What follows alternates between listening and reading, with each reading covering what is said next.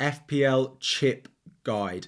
The biggest blank of the season in game week 29 has now been confirmed, and only 4 matches are going to take place, meaning only 8 teams have a fixture. And to be honest, they're not really the ones we want to own. So today, I'm going to take you through a guide of a few strategies of when you should be playing your free hit, when you should be considering playing your wildcard and your bench boost and all your other chips, and what transfers you should be making over the next couple of weeks, depending on what strategies you go with. We'll talk about what it means for my team as well, my chip strategy, and if you're playing your wildcard this week, what it should look like.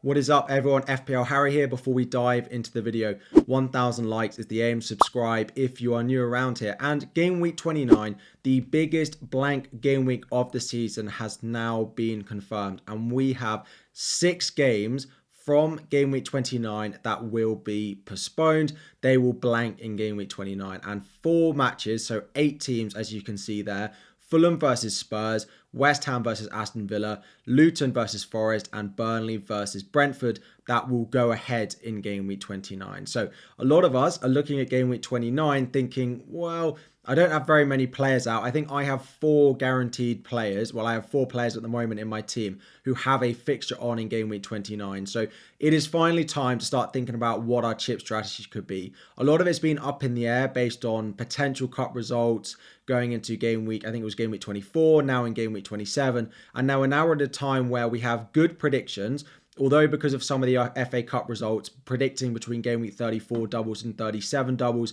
is not that straightforward, because Manchester United versus Liverpool, basically the team who wins that tie is more likely to double in 37, whereas the loser will double in game week 34. The same for Manchester City versus Newcastle. But we have game week 29 confirmed, and we have a very good prediction for the rest of the season. So now it is time to really start locking in what our chip strategy starts to look like.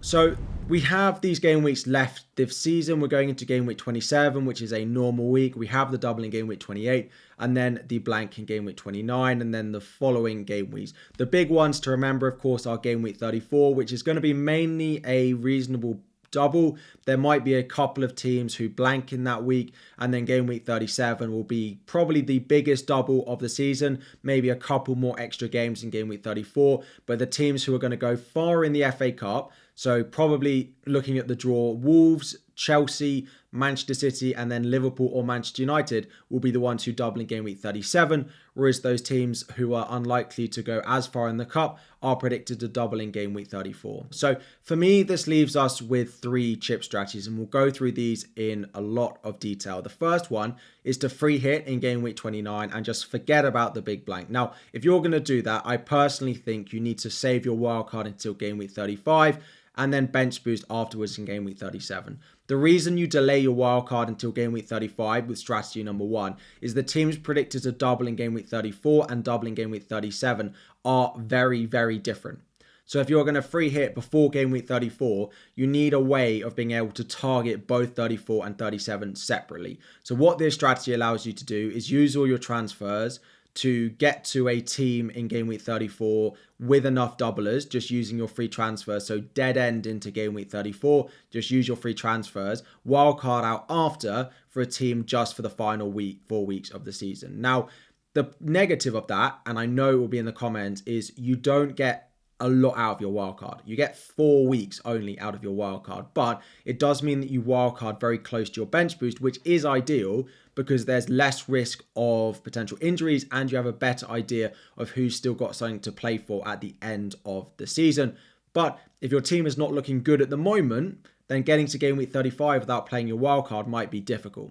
The other option is strategy number 2, and that is to dead end into the blank in game week 29. Now, this is normally a very popular strategy. It's a little bit different this year just because of how many teams are blanking in game week 29. So use all your transfers over the next few weeks to get through game week 29. Wildcard in either game week 30 or game week 31. The reason a lot of us are saying game week 31 is because Arsenal and Manchester City, 2 of the teams you'd want for the rest of the season, play each other in game week 30. So you'd probably sell them going into game week 29 because they don't have a fixture. You still wouldn't need them in game week 30. Then you could wildcard in game week 31 and buy lots of them. Then you've saved your free hit. So you'd free hit in game week 34 in the first double, allowing you to buy lots of players from maybe the team slightly lower down the table who are not, optimal to have for a long time in your FPL team, but you can buy them for their double in game week 34. And then bench boost for probably the best double in game week 37 with the most doubles and with the best teams doubling as well. And the other one, the final one, is if you do want a wild card. If you want a wild card this week or next week, it doesn't make much difference. The teams look pretty similar, whether you're going to wild card this week or next week. It might just depend on, do you like the way your team looks this week? If you like the way your team looks this week, but you want a wild card soon, then you could wild card 28. If you're wild carding before game week 29, I do strongly urge you to play your free hit in game week 29. Now, the reason for that is because of those 8 teams who play in game week 29, you don't want to carry loads of them throughout the rest of the season. After game week 29, the Villa fixtures turn pretty poor. You don't want loads of Brentford. You don't want loads of West Ham. The only one that you really want to carry maybe slightly long term is Spurs, but you can just get them on a free hit. So my personal preference, if you are going to wildcard soon, would be to wildcard in 27 or 28, free hit game week 29. And then we're going to say bench boost game week 37, but it kind of depends on when your bench falls well enough, because leaving it to game week 37, you might not have, someone might get injured, you might be forced into taking hits, but 37 is the best week to play your bench boost. So which of the 3 strategies should you go for? A little bit of just yes or no answers to hopefully help get you there. The first one is, do you have 5 or 6 players in your team who are good players for game week 29 already? So when I say good players, I don't really mean Charlie Taylor. So I'd want 5 good players. So that's someone like Watkins. That's someone like a Spurs player. That's someone like a Ivan Toney of Brentford. A decent enough goalkeeper. If you've got 5 of those, and then you can use at least, 3 free transfers over the next few weeks to get to 8 at a minimum, maybe 9, 10 with hit or more, right? So if you can get more than that, fantastic. But if that's the position you're in, 5 good players, maybe you've got a Charlie Taylor, that's 6 plus your free transfers, you're getting to 9, 10, 11. Then just dead ending into game week 29 is the best strategy. You can buy Spurs over the next few weeks, maybe buy one doubler in Solanke if he is not injured, and get to game week 29 and wildcard soon after. Basically, if you have enough players for game week 29, you shouldn't be looking at another strategy, in my opinion. You should just be dead ending if you have enough players. Now, if you don't have enough players, there are a couple of options you have. The first one is if you want to free hit in game week 29. And that is basically, if you've already got some Bournemouth and maybe Luton cover in your team, so you've got a Solanke, maybe you've got an Alfie Doughty, so you're pretty well set up for the double in game week 28, and you like your team, so you don't really want to change massively on your wild card. And this is kind of where I'm sat. I quite like my team. I don't have very well set up for game week 29, but I have good cover for the double and I like my team. So free hitting game week 29 makes the most sense. For people on that strategy, you should be using your transfers over the next few weeks to bring in players like Liverpool, Manchester City, Arsenal, Spurs, who have a nice fixture run between now and the later wildcard in game week 35. And once we get better predictions of the doubles in game week 34, after the blank in game week 29, to start bringing in a few players who might double in game week 34. And the final one is if you're wildcarding soon and when you should do that. Is if you don't have many players set up for game week 29, you do not like your squad, and you do not have any cover really for the double in game week 28. If you don't have any of that, then yes, an early wildcard is ideal and you can play it. But generally, I think you need to really think if you're playing your wildcard soon. It definitely can work, but you need to have no cover. You need to not like your team and not have anyone for game week 29 as well. If that is you and you're playing it this week, we'll look at a draft in a moment. You do need to be having a look at using your moves to plan for the first double in game week 34 and then into bench boosting in game week 37. So wildcarding into a strong squad, because I do think if you're wildcarding over the next couple of weeks, that free hit in game week 29 is almost essential now. So what would a team look like if you are wildcarding this week or next week? And here's a draft if you are looking to play it. So in goal, I'm going with Neto and Petrovic. They are predicted between them because of the Chelsea-Leicester draw at home. Chelsea are predicted to win that. These goalkeepers combined are predicted to have 4 doubles separately between now and the end of the season. You are almost guaranteed to have at least 3 doubles between now and the end of the season. I do think Petrovic is Chelsea's #1 goalkeeper over Robert Sanchez at the moment. If you don't feel certain on that and you want to go for a different goalkeeper, then fine. But you don't, they're both blank in game week 29, but you'd free hit in game week 29. Into defence. So the cheap option is Branthwaite. Everton look good. They are potentially going to get a double at some point, as with Crystal Palace as well, which is why you've gone Mitchell. Mitchell playing left wing back for Crystal Palace as well now at 4.5. I like those two as cheap options. I've gone with Zarbagni over Senesi at Bournemouth, because if you're wildcarding this week, you don't want to be buying a player who is on 8 yellow cards and picking up yellow cards like anything at the moment. So Zarbagni is slightly cheaper. He doesn't have the yellow card risk, so just go with him. And then it is 2 bigger defenders. Saliba and Gabriel. I've gone with triple Arsenal in this draft. You could go Van Dijk over Saliba. It basically rotates the same. It looks the same going forward. But I've gone with Arsenal. I just prefer it whilst Alisson is out to go for the Arsenal defence. But you could go Van Dijk over Saliba. You should have the money in the bank for that. Into midfield. Now, this is where things get a little bit interesting. Richarlison, you can't afford Son with this draft with the planned move, but he is playing up front at the moment. And of course, Saka's in there. Again, if you're free hitting in 29, Palmer for me is a no-brainer with the value he offers. And then the other 2 midfielders we've got, Tavernier at Bournemouth and Gordon. Now, Gordon has really nice short-term fixtures and some home fixtures in there. If you don't like him and you want to go for a Neto, a Douglas Luiz, someone else in and around that price, then fine. But I do quite like Gordon and his run of games.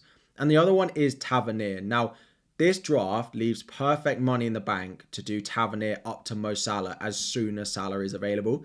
So Tavernier didn't play in the cup midweek, which means he should start Burnley away this week. Then he has a full week off. Then he has the double.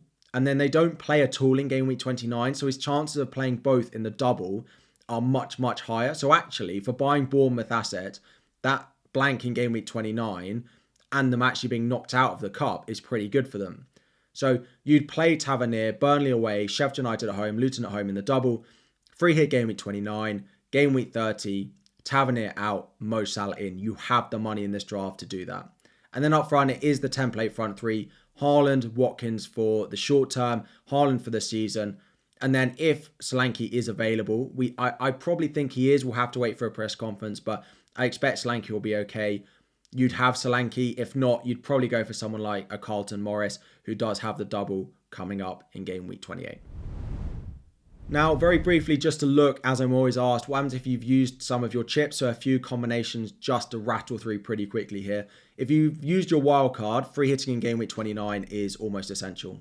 I would not be ripping up your team to buy players from those 8 teams who have guaranteed fixture this week and then ruin the rest of your season. If you've used your wild card, please free hit in game week 29. Then bench boost and triple captain when it falls best, probably in one of the doubles. If you've already used your free hit, then dead end into game week 29 and wildcard in game week 30 or 31 is the simplest way to do it.